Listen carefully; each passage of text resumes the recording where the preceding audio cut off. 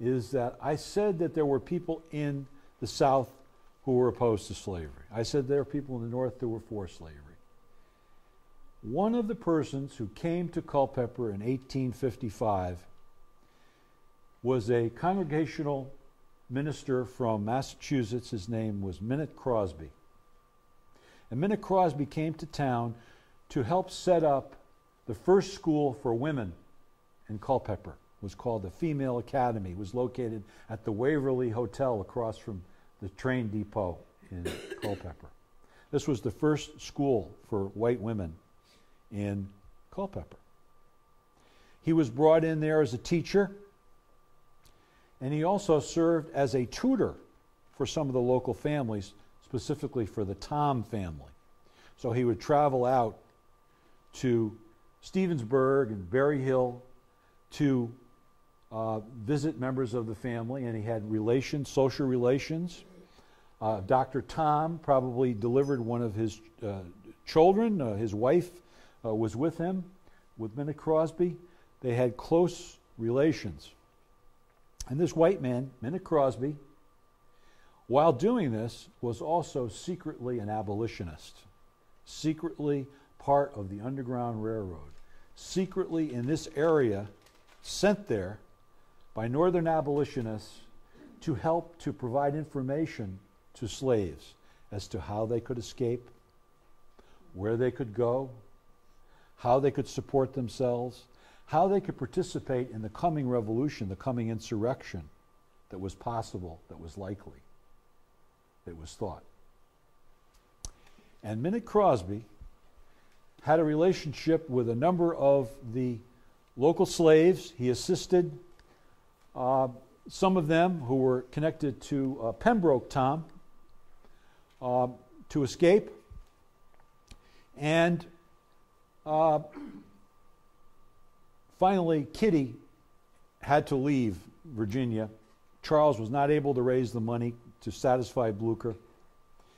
They were sent off by train from Brandy Station. But Kitty and Charles had made a very astute plan for themselves. And that plan was that instead of moving to a free state in the North, they would move to Washington, D.C., which was pictured earlier in those days. Washington at that time was known as the citadel of slavery. It was a slave district.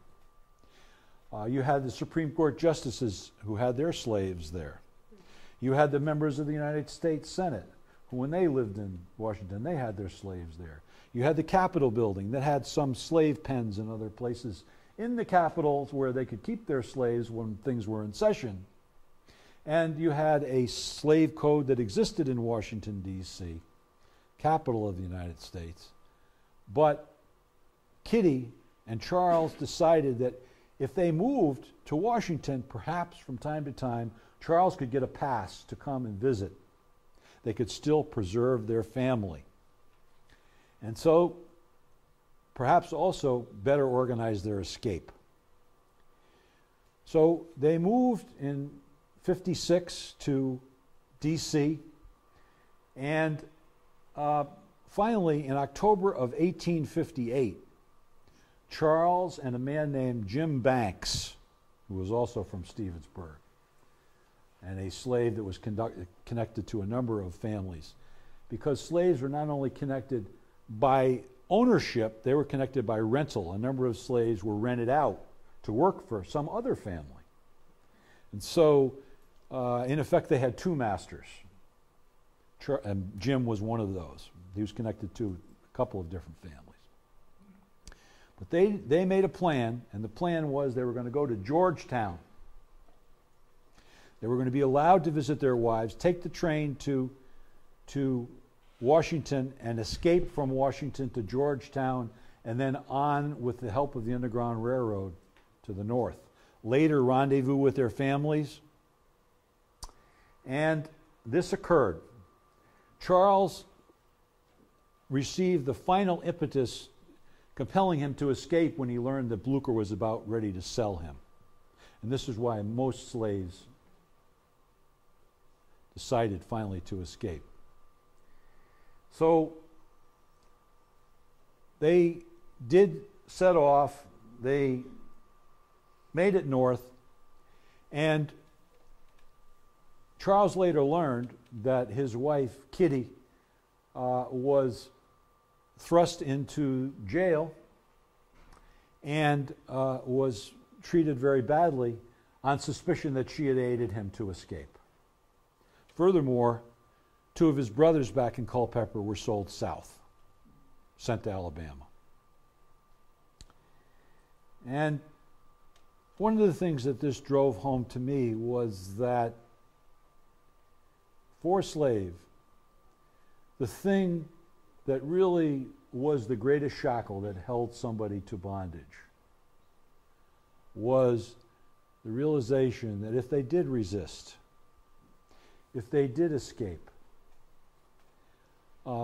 if they did create a problem, not only they would be punished, but their loved ones could pay the price. And indeed, this was a burden that Charles later carried in his life from the time of his escape, feeling that he was responsible for what had befallen some of his loved ones left behind. And although it might be said that he had not really committed a crime by stealing himself and running away, although he had not really committed a crime, any robbery or violence or anything like that, and he had only wanted to keep his family together, to be a husband, to be a father, to work and make a better life for himself and his family, he did feel that he committed some sort of a sin for others close to him. And they made it to Philadelphia. They were in the office of William Still, who ran the Underground Railroad in Philadelphia, who was this man here, not a former slave himself, more dark-colored than Charles. And as was common at that time, William Still, who was an agent of the Underground Railroad, being presented with someone who purported to be a fugitive, would interrogate them very closely to make sure they were not some sort of agent, some sort of spy, and to see, as much as was possible, what kind of information they could provide about their experience of slavery, because the abolitionists were trying to gather information, a database about the slave system, to aid fugitives to get back with their families, and also to prepare for the coming conflict. And so Still asked a number of questions, and I was very fortunate to find the record of William Still when he interrogated Charles Knoll and Jim Banks, and what they said to him. This was one of the important pieces of information for me. One of the few records that exists with the secret conspiracy network of the Underground Railroad. They didn't keep a lot of paper on that. And Charles said something about his experience here.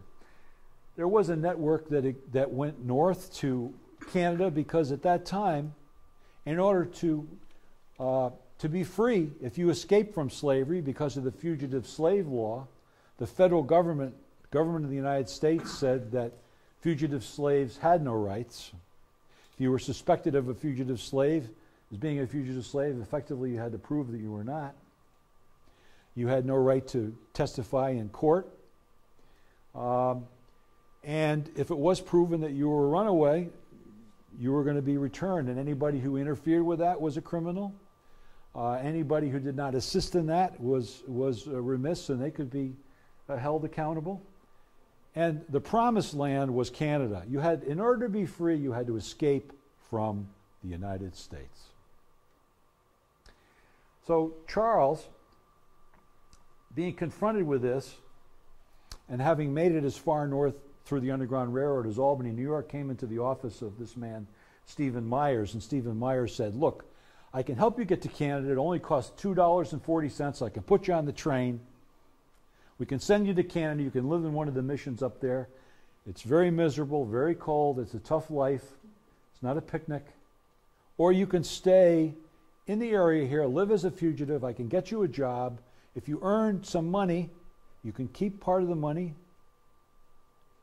I can help you get back together with your family, and some of the money that you earn can help to support the operation of the Underground Railroad. And the people that you work for here in this community will gain the benefit of your labor. So Charles said, I will stay there. And he was in Sand Lake, New York, where I live. That's where he lived. And he hid out there for a year, year and a half. And just as I'm here in Culpeper talking to you about this Culpeper connection, I'm also up in Sand Lake and other places along the way talking to them about their connection to this story and how their local history was involved in this story. Charles decided that, as many slaves did, the first thing that he had to do upon getting into the North was what? He had to get an education. He had to become literate. It had been a crime for him to possess a book. It had been a crime for him to learn to read and write in the South.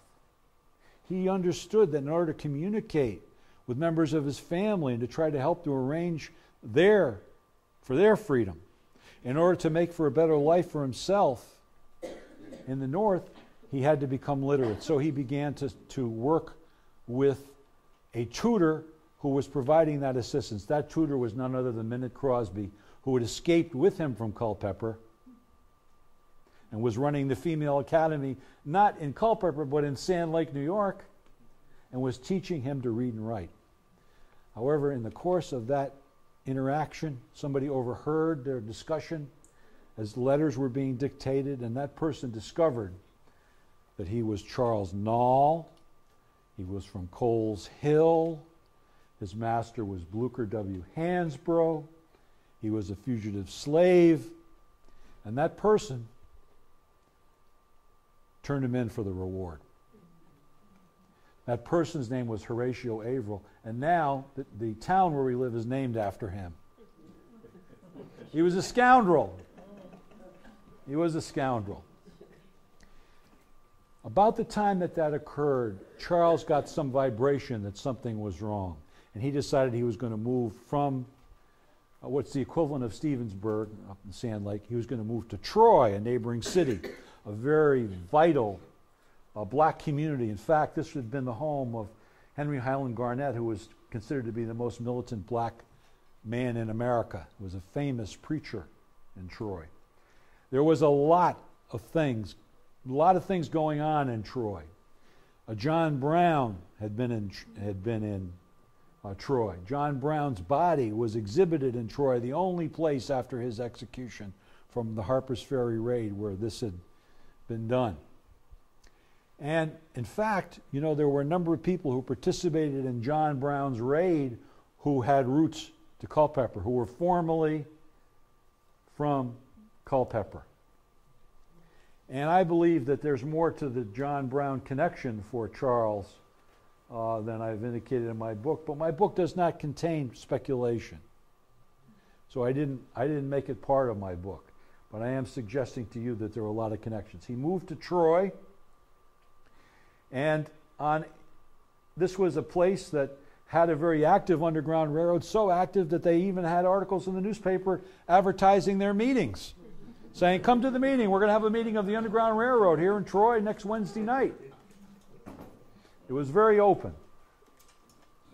And this was the headquarters of the Underground Railroad. It was located in a very fashionable building, and in that building there was a hair salon, a black hair salon. And you know that the barbers in this hair salon, the two black men who served as the barbers, talked with their predominantly white clientele about literature and history and political theory, and they could read Greek. And they were very erudite men, and people such as Horace Greeley and other major figures, and Frederick Douglass, and many people went to that hair salon to spend the day with them talking about politics, talking about the world. They were very exceptional men. They also, that was the headquarters, their barber shop was the headquarters of the Underground Railroad.